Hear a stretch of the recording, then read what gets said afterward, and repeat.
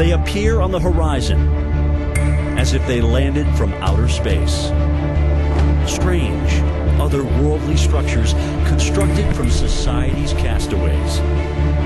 You might expect aliens to emerge, but instead they house passionate people with a purposeful way of facing life on this planet. Using the Earth and the environment to solely sustain and support their existence. Ahead of their time? Perhaps. But a model for generations to come. I'm meteorologist Jim Cantore. I've made a career of being in the middle of storms, and I love it. But there's more to weather than storms. Some people live where they have to deal with harsh or unusual conditions on a daily basis. On Cantore Stories, we'll take you to these places. You'll meet the people that call them home, and we'll immerse you in their culture. On this episode, the Earthships of Taos. It's the ultimate in eco-housing. Hello, I'm meteorologist Jim Cantore here in Taos, New Mexico. These bizarre buildings called Earthships set the standard for living off the grid.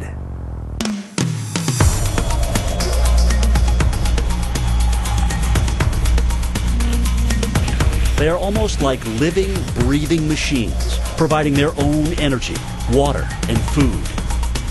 The building itself can be a cellular unit that encounters the phenomena of the Earth and does everything. So we heat the buildings by thermal mass and sun. We cool the buildings with sun, with a convection engine.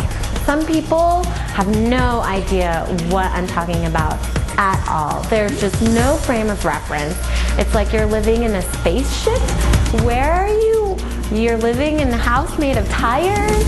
Some people imagine living without water and without power, and I explained to them, no, this is the most luxurious life I've ever had.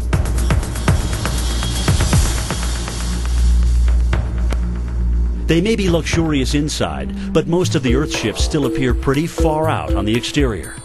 The first time I saw one, I was like, what the hell is that? They're what do you call it, Dr. Zeus. I mean, it's like a hobbit village, you know. It's kind of a combination of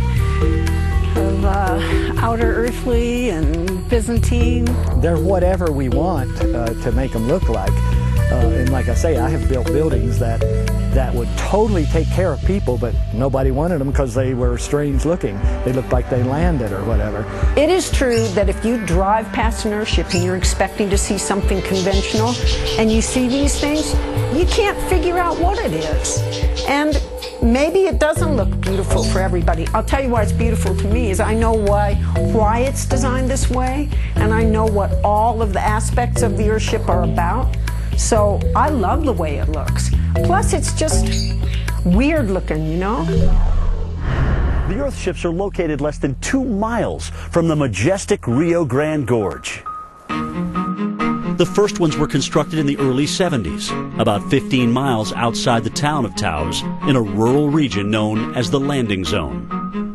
Because there's no actual structure here, infrastructure, it was easy to start with nothing, just from the ground up, and make it so you're catching your water, you've got your solar power, you know. You're creating a stable environment as a building for people to live in. Taos is an eclectic town of about 5,000 permanent residents. It sits in the north-central region of New Mexico, about halfway between Albuquerque and Colorado Springs, Colorado. I think Taos is a place that really allows us and encourages us to be ourselves, which accounts for this amazing artistic environment and architects and painters and musicians. We can really spread our wings and be who we are here in a way that is difficult out in mainstream America. And I think the people here in Taos they kind of run at a different speed. There's sort of a term that we use called Taos time, and that means that people are sort of just a little bit slower, quieter, not so much in a hurry. It's sort of the opposite of the New York minute. Earthships have been built in every state and over 17 countries. But with over 300 sunny days a year, Taos is the perfect place for them. The house is oriented south so that it catches solar gain in the winter, and in the summer when the sun goes back up, it's shaded So the house, in return, passively heats and cools itself through thermal mass and conduction. There are basic fundamentals that make up an Earthship. Besides solar, they are designed to utilize wind power for additional energy. They produce food in a greenhouse that is designed to take advantage of the south-facing windows. They have a contained sewage treatment system which takes water from sinks and showers, called gray water, which is used to water indoor gardens. It's gathered again to flush toilets and then goes into a septic tank. At this point, it's called black water, and it's extracted again and used on outdoor plants. One of the most important features of the Earthship is harvesting water from the roof, since this area only averages 12 inches of rainfall annually. So we basically flushed the toilet with water we took a shower in yesterday. So we're basically never letting a drop of water go once we catch it from the sky. The roof is a basin that catches water and stores it in cisterns, and we use it 4 times. We not only reuse the water with this system, but we make it so no sewage leaves the building. These obviously aren't your typical 3-bedroom, 2.5-bath houses of suburbia. Then again, if you choose to live in one, mainstream probably isn't a word on your doormat. Just saying. Go fly! So I have a friend, and when she heard that I go out and I turn my panels, because I don't have to, but if I turn my panels, I get more power all during the day. I track the sun. And she said, you know, for me, she says, I want power. I don't want to think about power. I don't want to turn panels. I don't want to think about it not being sunny and not having power. That person would be miserable in this house. I think after a while, it would maybe feel like I was living under the earth, and I just would want to be more on top of the earth. And tradition, growing up with houses being seen, this would be kind of hard for me to adjust to. But the concept's great. So, I mean, I would take the panels and all the guts of what they're doing, but put it in a more traditional style house for someone my age. Sally Margolin helped build her own Earthship. For her, there's no other way to live. And I really think once you've lived like this, why would you not want to live like this? And how important is that for the world? Well, I hope there are enough people who do this that it makes a difference. You know, I'm making a difference somehow for the planet. And if enough people are doing that, it can't be bad. Margolin's Earthship is one of the early ones. It's a little more old school than the modern versions. This is the custom compost toilet, which is basically a 5-gallon bucket sitting inside this box.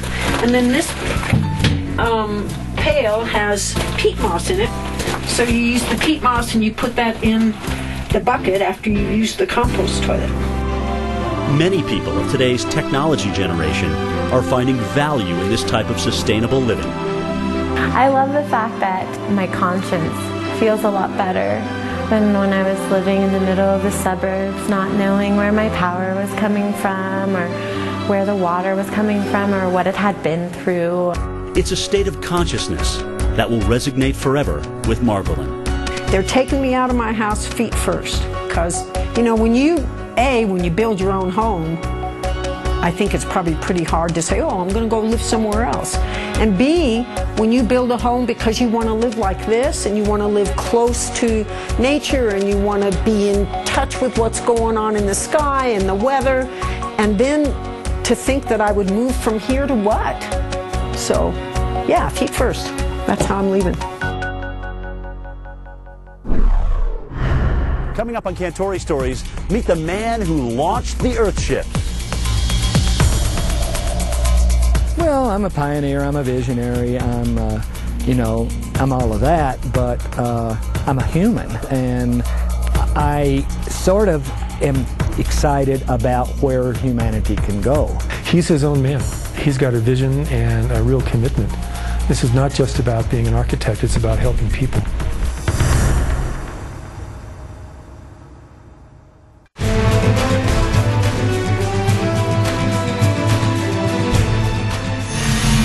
Since their beginnings in the 70s, the process of building Earthships continues to evolve and improve. But everything still revolves around rubber. What we start with is about 500 automobile tires that we get from the dump or tire stores, and we pound them full of site dirt. That creates a mass retaining wall that we can berm against and creates a massive wall that can hold heat. You end up with, like, say, anywhere between 150 and 300 pound rammed earth brick encased in rubber and steel belting. And we basically stack those like bricks, pound them in place. And then the second stage is to do all the steel work and the foundation work, and we form a lot of that with can walls made out of aluminum cans that we get from the recycling center. We also use plastic bottles, and we've used all sorts of different waste in different projects. The bottles and cans are used for forming concrete and for non-bearing interior walls that are lightweight and curvable.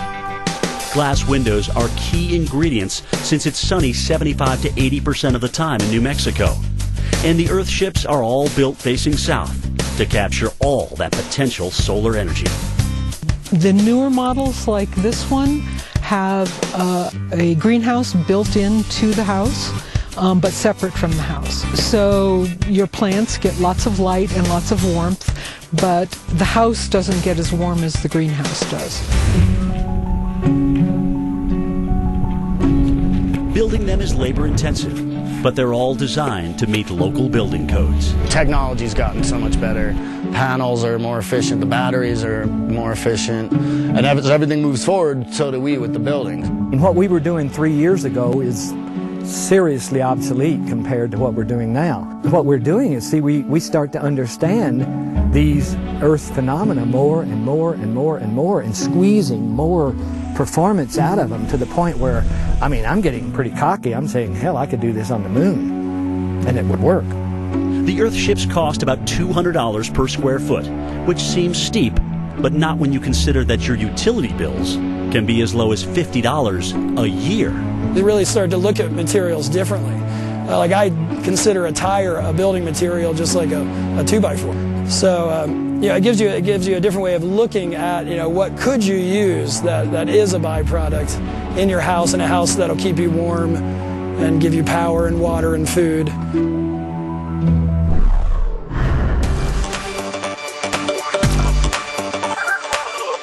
He looks like a mad scientist.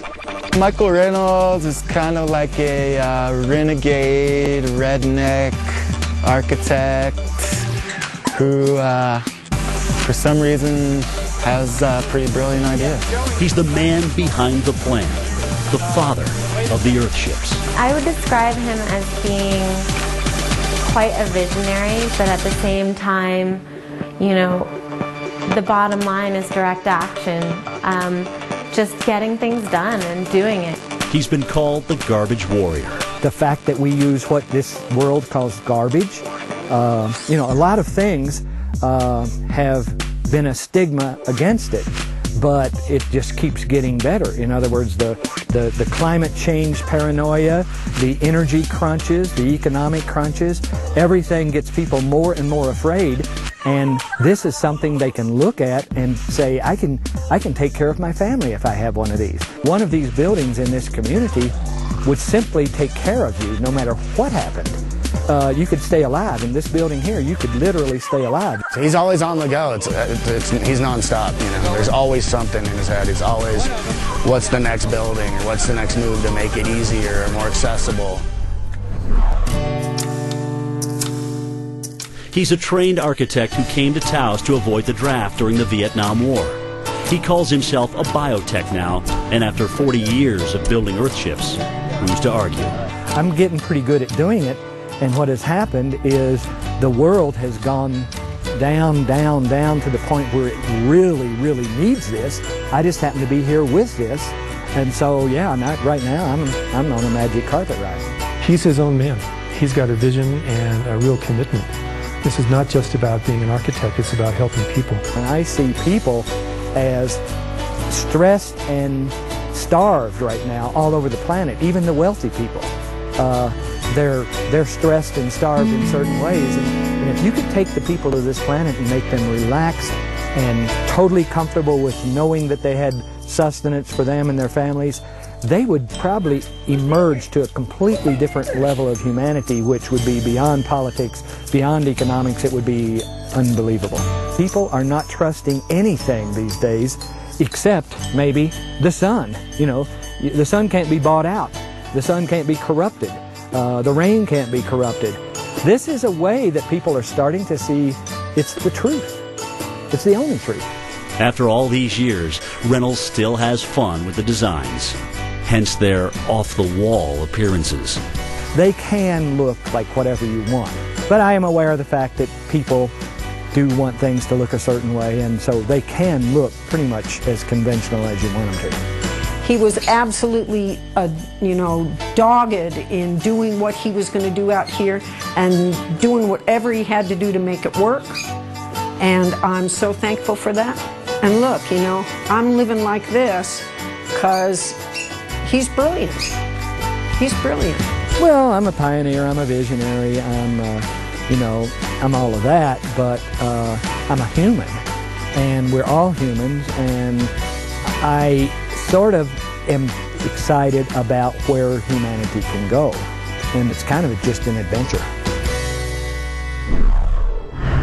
Coming up on Cantori Stories, a low-cost solution to natural disasters?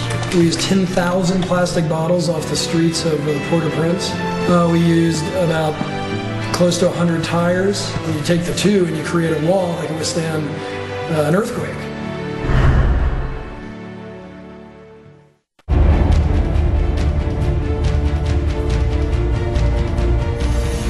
We go to wherever there's a tsunami or a hurricane or an earthquake, and the reason we do is because, yes, one thing is we do have some answers, because after a disaster they're looking for shelter, water, and sanitation.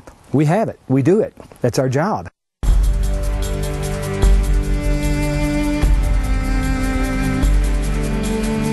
No country in recent history has needed more help than Haiti. 2010's catastrophic earthquake left over 300,000 dead and up to 1 million homeless. These people have been through just horrors that most of us can't even imagine. It makes you just have instant respect for these people that have been through this. Within months, Team Earthship rounded up 40 Haitians, ages 4 to 50, to pitch in and help construct a 120-square-foot self-sustaining home that could be built for $4,000. So the building, just the construction of it, was cleaning up the streets. We used 10,000 plastic bottles. We used about close to 100 tires. And you take the two and you create a wall that can withstand an earthquake. It's resistant of hurricanes due to the dome shape. The Haitians really built the building with us just kind of massaging it and directing it. They're just really motivated to make their country better. I don't really know exactly, guys, if you really understand that huge favor that you give us. You teach people how to build an airship. Like my own water, my own electricity, my own food. It's like this is all we need. And then now we can share it. We have taken a very proud and light people, and I think this is a perfect formula for making a shot heard around the world. Reality vision. It's like a dream turned into reality. I have to hold back tears, seeing all that we've done. My objective is to change Haiti. If I have to die before I see it, I will work for the next generation. I love you guys. I love Earthship.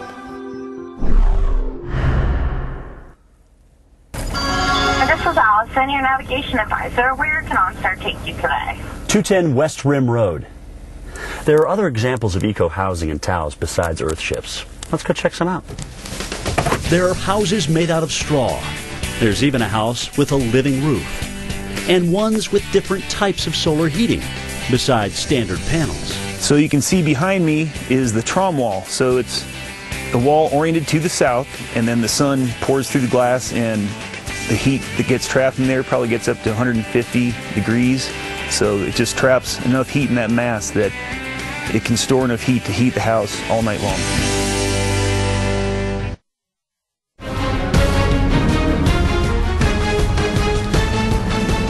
Eccentric yet ingenious.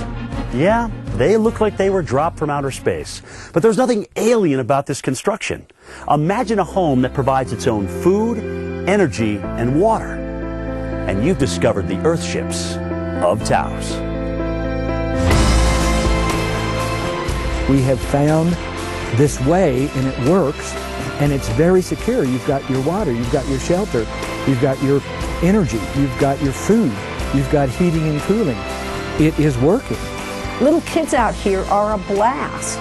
They go into schools and the teachers say you can always tell the kids who live in Earthships because they go around and they shut off the lights when they leave the classrooms, and they're always telling people don't leave the water on. They're totally attuned. So, you know, get these little guys doing that and the planet might not be in such trouble.